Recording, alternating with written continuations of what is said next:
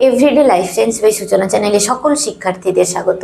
আজকে আবার এসে গেছি বিভিন্ন ধরনের competitive exams, BSc nursing, GNM, ANM, joint এন্ট্রান্সের জন্য লাইফ সায়েন্স বিষয়ক GK20 নিয়ে। তো পুরো ভিডিওটি স্কিপ না করে দেখতে থাকো, চ্যানেলটিকে সাবস্ক্রাইব করে দাও, এছাড়া ভিডিওটি চটপট তোমাদের বন্ধুদের কাছে শেয়ার করে দাও। তাহলে চলো শুরু করা যাক। কোয়েশ্চেন নাম্বার 1, কেবলমাত্র বৃহৎ রক্তবাহ ও স্নায়ুর সমন্বয়ে গঠিত পরিপাক নালীর স্তরটির নাম কি? কেবলমাত্র বৃহৎ রক্তবাহ এবং স্নায়ুর সমন্বয়ে গঠিত পরিপাক নালীর স্তরটির নাম কি? পরিপাক নালীর হিস্টোলজিক্যাল স্ট্রাকচার বা কলাস্থানিক গঠনে সেই স্তরটির নামটি হচ্ছে সোরাস স্তর। সেই স্তরটির নাম কি? সোরাস স্তর।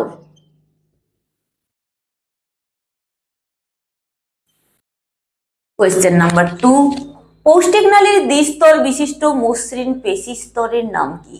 পৌষ্টিক নালীর দ্বিস্তর বিশিষ্ট যে মসৃণ পেশি স্তর রয়েছে, সেই দ্বিস্তর বিশিষ্ট মসৃণ পেশি স্তরের নাম কি?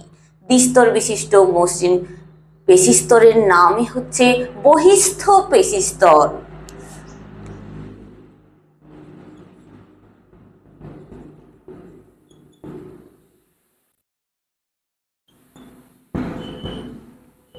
কোয়েশ্চেন নাম্বার 3, পৌষ্টিক নালীর কলাস্থানিক গঠনে অনুদৈর্ঘ্য পেশি কোথায় অবস্থিত? পৌষ্টিক নালীর কলাস্থানিক গঠনে অনুদৈর্ঘ্য পেশি বা লংগিটিউডিনাল মাসলস কোথায় অবস্থিত? এই বহিস্থ পেশি স্তরেই অবস্থিত। কোথায় অবস্থিত? বহিস্থ পেশি স্তরে।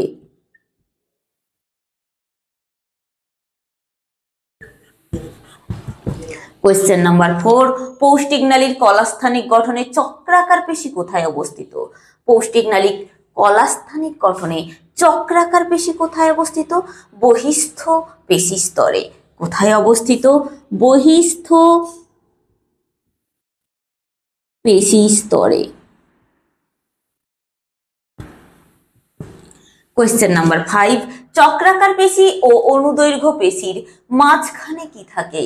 চক্রাকার পেশি ও অনুদৈর্ঘ্য পেশির মাঝখানে থাকে স্নায়ু এবং রক্তজালক। কি থাকে? স্নায়ু এবং রক্তজালক।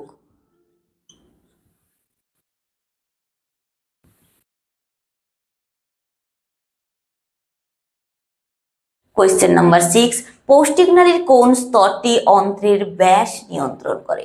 পৌষ্টিক নালীর কোন স্তরটি রয়েছে যা অন্ত্রের ব্যাস নিয়ন্ত্রণ করে?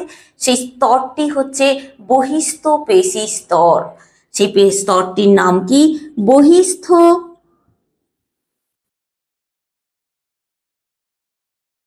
পেশি স্তর। কোয়েশ্চেন নাম্বার 7, কার মাধ্যমে অন্তঃস্থ খাদ্যবস্তু বায়ুতে প্রেরিত হয়? এই বহিস্থ পেশি স্তরের মাধ্যমে অন্তঃস্থ খাদ্যবস্তু বায়ুতে প্রেরিত হয়। কার মাধ্যমে? বহিস্থ পেশি স্তরের মাধ্যমে।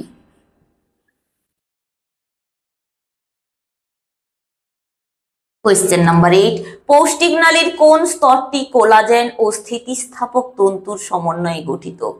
পৌষ্টিক নালীর কোন স্তর রয়েছে যা কোলাজেন এবং স্থিতিস্থাপক তন্তুর সমন্বয়ে গঠিত? সেই স্তরটি হচ্ছে অধোশ্লেষ্মা স্তর। সেই স্তরটির নাম কি?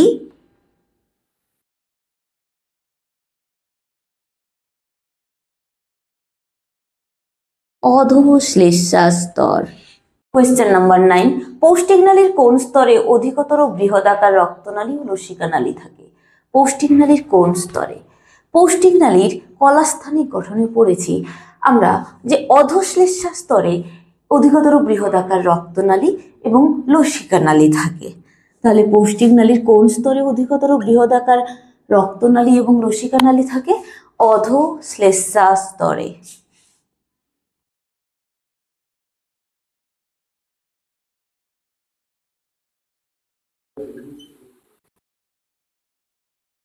কোয়েশ্চেন নাম্বার 10, পেশিশ্লেষ্মা স্তর ও অধোশ্লেষ্মা স্তর একত্রে কি গঠন করে?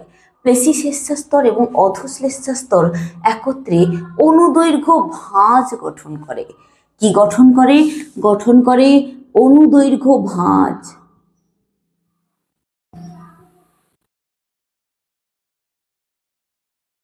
কোয়েশ্চেন নাম্বার 11, খাদ্য গলধকরণের সময় কোন ভাঁজগুলি মসৃণ হয়ে যায়? খাদ্য গলাধকরণের সময় যে অনুদৈর্ঘ্য ভাঁজগুলো রয়েছে এগুলোই মসৃণ হয়ে যায়।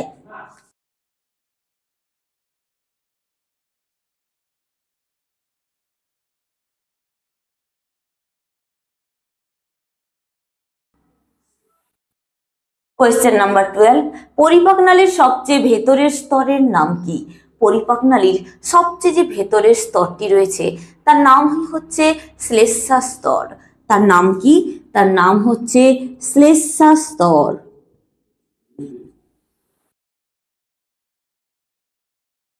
কোয়েশ্চেন নাম্বার 13, জি কোষ কোথায় থাকে?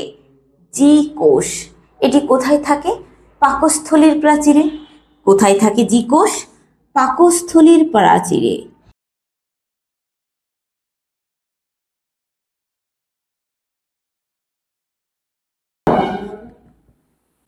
কোয়েশ্চেন নাম্বার 14, আর্জেন্টাফিন কোষ কোথায় থাকে? আর্জেন্টাফিন কোষ এটিও থাকে পাকস্থলীর প্রাচীরে। কোথায় থাকে? পাকস্থলীর প্রাচীরে।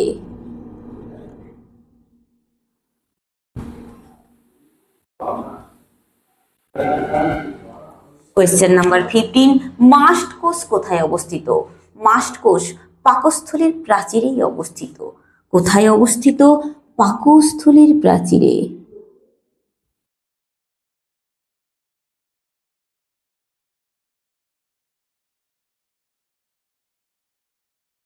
কোয়েশ্চেন নাম্বার 16, ডি কোষ কোথায় থাকে? ডি কোষ থাকে পাকস্থলীর প্রাচীরেই। ডি কোষ থাকে কোথায়? থাকে পাকস্থলীর প্রাচীরে।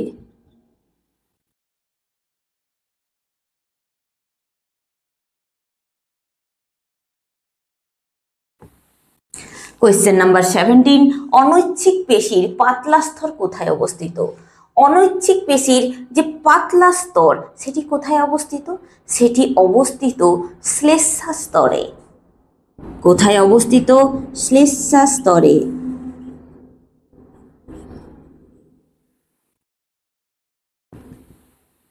কোয়েশ্চেন নাম্বার 18, পরিপাক নালীর কোন স্তরে ব্রুনার্স গ্ল্যান্ড দেখা যায়?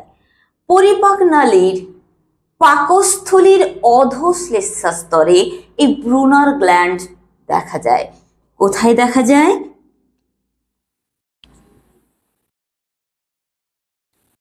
পাকস্থলীর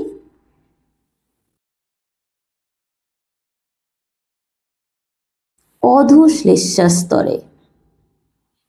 কোয়েশ্চেন নাম্বার 19, গবলেট কোষ থেকে কি খরিত হয়? গবলেট কোষ থেকে খরিত হয় মিউকাস। কি খরিত হয়? Mucus. Question number 20, Brunner's gland থেকে কি খরিত হয়? ব্রুনার্স গ্ল্যান্ডের থেকে খরিত হয় মিউকাস। কি খরিত হয়? মিউকাস। তাহলে ভিডিওটি এখানেই কমপ্লিট করছি।